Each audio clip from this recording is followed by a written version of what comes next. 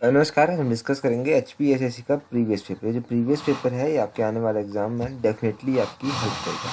तो देखिए आज हम कुछ सेक्शन डिस्कस करेंगे और ज़्यादा डिटेल में डिस्कस नहीं करेंगे, ताकि आप लोगों का रिवाइज हो सके और आगे आपका आने वाला कोई भी एग्ज़ाम है उसमें भी आपको हेल्प मिल सके। तो चलिए डिस्कस करते हैं आज की वीडियो का फर्स्ट क्वेश्चन। क्वेश्चन नंबर 121 से स्टार्ट करेंगे। Which type of Harappan pottery is the earliest example of its kind in the world? हड़प्पीय मृदु भांड का कौन सा प्रकार अपने आप में विश्व का प्रारंभिक उदाहरण है? तो अगर अर्लीस्ट एग्जाम्पल करें हड़प्पन पोट्री का कौन सा है, तो इसका ग्लेज्ड होगा चमकीला, इसका सही आंसर है। ऑप्शन सी जो है इस क्वेश्चन का सही आंसर है। क्वेश्चन नंबर 122 देखेंगे। यहाँ पर पूछा गया है ऋग वैदिक पीपल इन्वोक्ड इंदिरा फॉर। तो ऋग वैदिक काल में लोग जो था वो इंदिरा की पूजा प्रार्थना करते थे। क्यों करते थे? तो वो करते थे क्यों करते थे?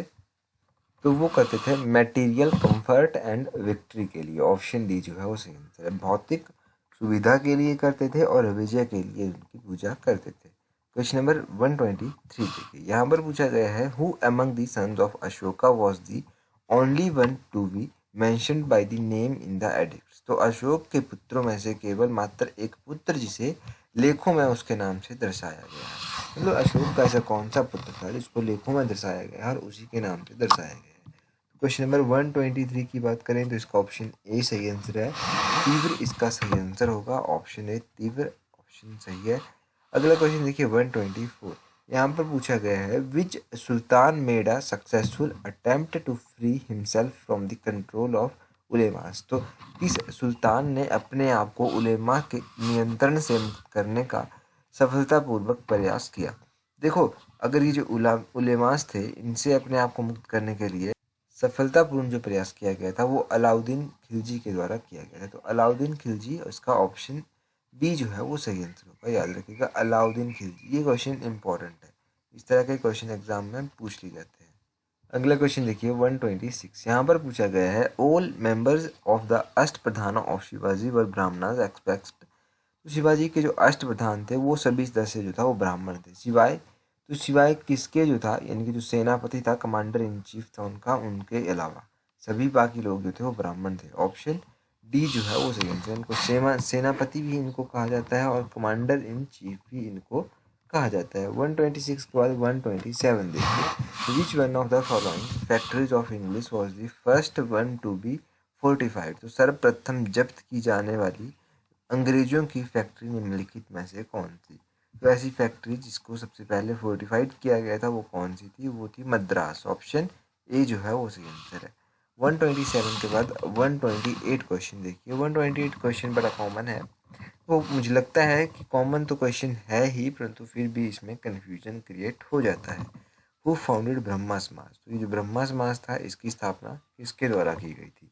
देखो, ब्रह्मा समाज की स्थापना की गई थी राजा राम मोहन रॉय के द्वारा। एक एग्जाम में ये पूछा भी गया था कुछ टाइम पहले क्वेश्चन। ऑप्शन डी जो है इस क्वेश्चन का सही आंसर होगा। और कब इसकी स्थापना की गई थी? तो अराउंड 1828 इसकी स्थापना जो था वो की गई थी। ये भी याद रखिए 1828 के करीब जो था इसकी स्थापना की गई थी। तो ब्रह्मा समाज के बारे में हो गया। आर्य समाज की स्थापना किसने की थी? आप कमेंट करके बता दीजिए। और देखिए छोटे छोटे क्वेश्चन हम टेलीग्राम पर भी आपसे पूछते रहते हैं, तो टेलीग्राम का लिंक नीचे डिस्क्रिप्शन बॉक्स में दिया गया है। आपने टेलीग्राम पर हमें ज्वाइन नहीं किया है तो वहाँ पर भी हमें ज्वाइन कर लीजिए, ताकि आपको इंपॉर्टेंट इन्फॉर्मेशन अपडेट वहाँ पर टाइम टू टाइम मिलती रहे। अगला क्वेश्चन देखिए, हिस्ट्री का ही क्वेश्चन है। यहाँ पर पूछा गया है most accepted period of Indus valley civilisation is. Sindhu घाटी सभ्यता का सर्वाधिक स्वीकृत काल था, ये था ऑप्शन ए 2500 से लेकर 1700 तक। ऑप्शन ए सही आंसर है। क्वेश्चन नंबर 2 है ड्यूरिंग द लेटर वैदिक period which became the supreme God. तो उत्तर वैदिक काल के दौरान कौन सर्वोच्च देवता बना? तो उत्तर वैदिक काल के दौरान जो सर्वोच्च देवता बना था वो था प्रजापति। क्वेश्चन नंबर 2 का ऑप्शन सी जो है वो सही आंसर है। क्वेश्चन नंबर 3 में लिखा गया है the capital of Gandhara Mahajanapada was. तो ये जो गंधार महाजनपद था इसकी राजधानी कहाँ पर थी?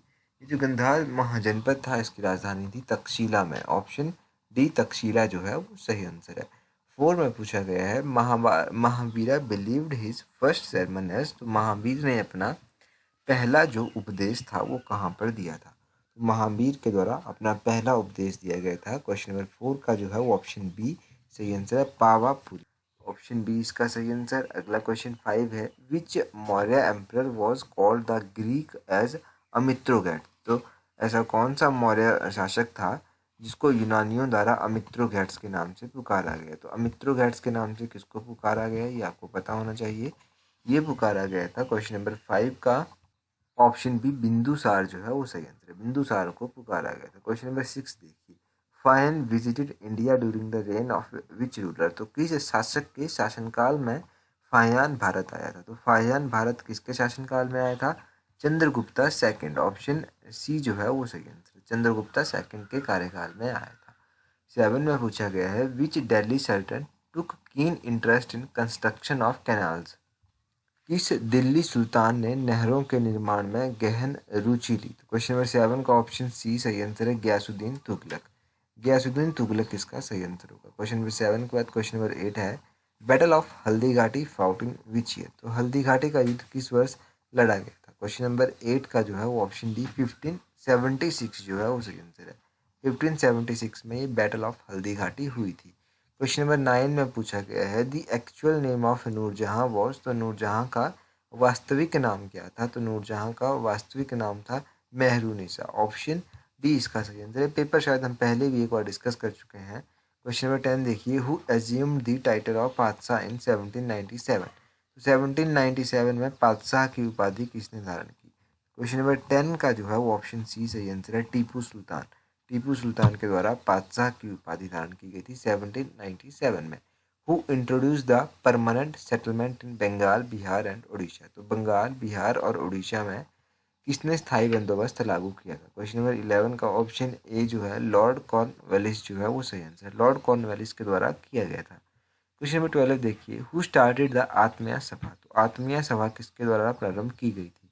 क्वेश्चन नंबर 12 का जो है वो ऑप्शन ए सही आंसर है, राजा राम मोहन राय जी के द्वारा।